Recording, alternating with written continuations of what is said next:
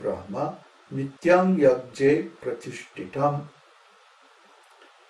Regulated activities are prescribed in the Vedas, and the Vedas are directly manifested from the Supreme Personality of Godhead. Consequently, the all-pervading transcendence is eternally situated in acts of sacrifice. This is how we come in contact with God. Do you want to know where is God? Huh? Sometimes people ask, where is God? Can you show me God? How can I see God? Huh? Where is God? God is present when you perform sacrifice. You can see God through your performance of sacrifice. We give 9 methods of sacrifice, or 9 methods of devotional service, beginning with hearing and chanting about the glories of the Lord. You know that verse? Shravanam Kirtanam Vishnu Smaranam Dasyam Sakyam Bandhanam Atma Nivedanam. Okay? So these 9 methods are there. And when we perform those 9 methods, then we actually come personally, directly in contact with the Lord. Now, there's nothing I can say, nothing I can do that's going to convince you of that. You have to try it yourself. Otherwise, I can sit here all day and try to convince you, but you can convince yourself very easily by trying the process directly. So, of course, hearing and chanting is only the beginning of sacrifice. There's a way to offer everything that we do to the Lord, so that we are devoid of sinful activity, devoid of this cheating propensity, this stealing propensity that we observe in material conditioned consciousness. And we advise you to do this, because then you'll be happy. Okay? You won't be committing any more sinful activities. See? And that is a definite stage on the path of devotional service. What's the verse? Adao Shraddha Sadhu Sango. Then what? Then Bhajana Kriya. And then?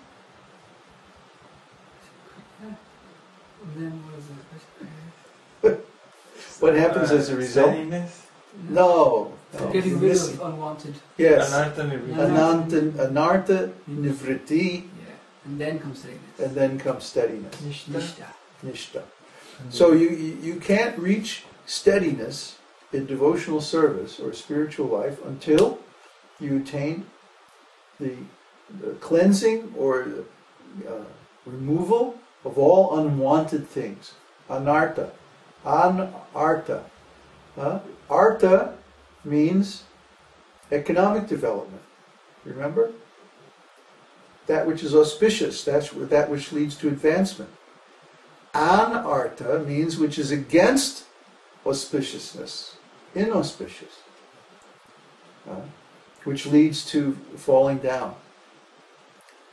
So once we get rid of all the anartha things in our lives, then we can be steady in devotional service. Until then, we keep falling down. Why? Because that's the reaction to performing anartha activities, inauspicious activities. When we stop doing that and we simply perform auspicious activities, then we remain steady and we keep advancing on the path. So it's the duty of the spiritual master to engage his disciples in the process of sacrifice, beginning with the surrender. Surrender means that I don't do what I want to do, I do what the scriptures tell me to do, or what the Lord tells me to do.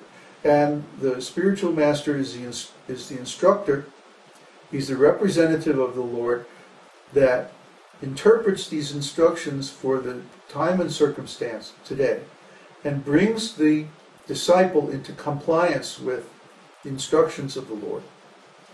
So, following the spiritual master is very important. Surrender to the spiritual master is the keystone of the gateway to the association of the Lord. Why? Because the spiritual master engages the disciple in sacrifice.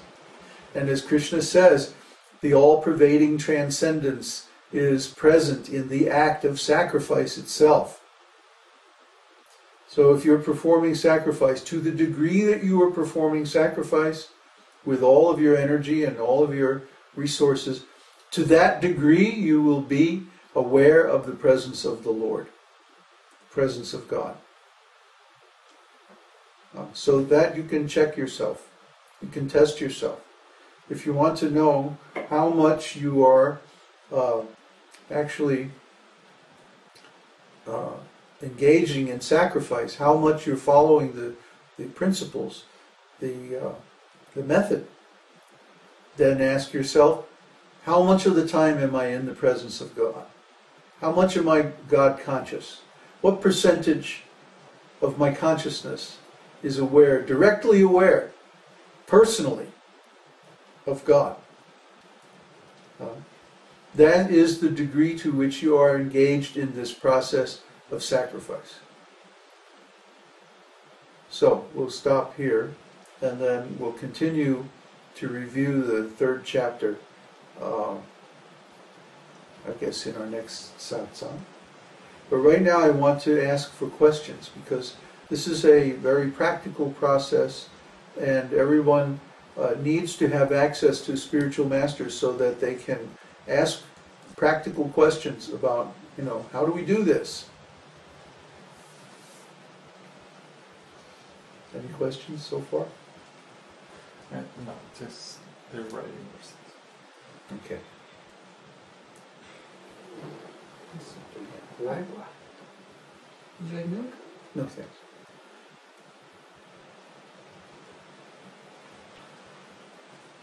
It seems that this sacrifice is always present in the experience of any jiva.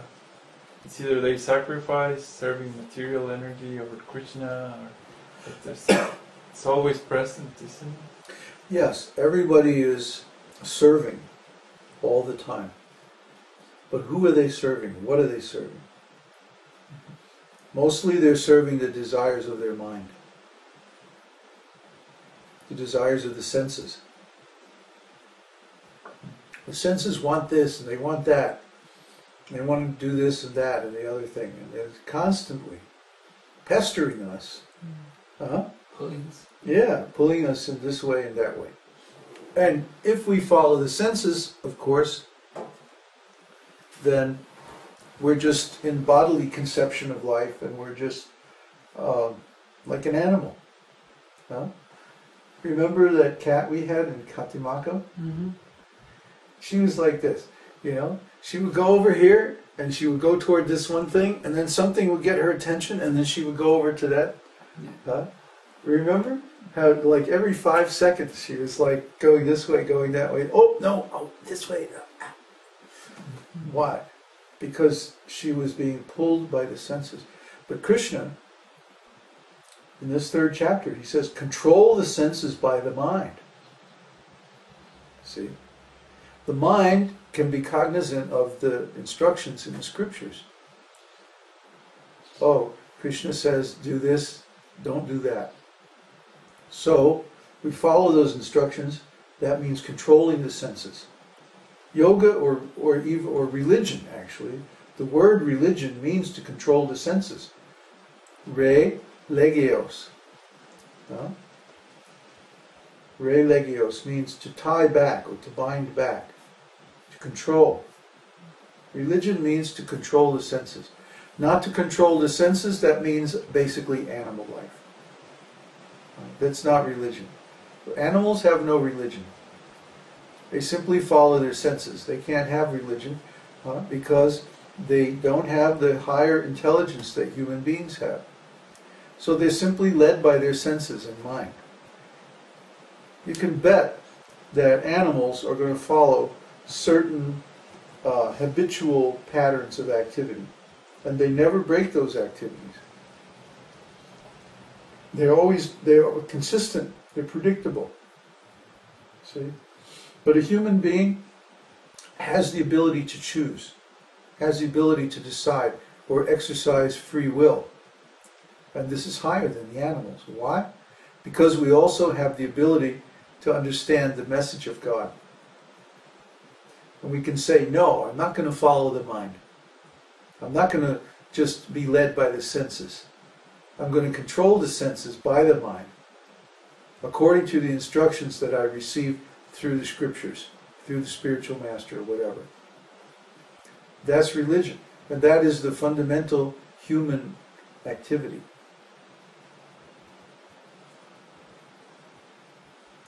Okay. Some question? From Devesh.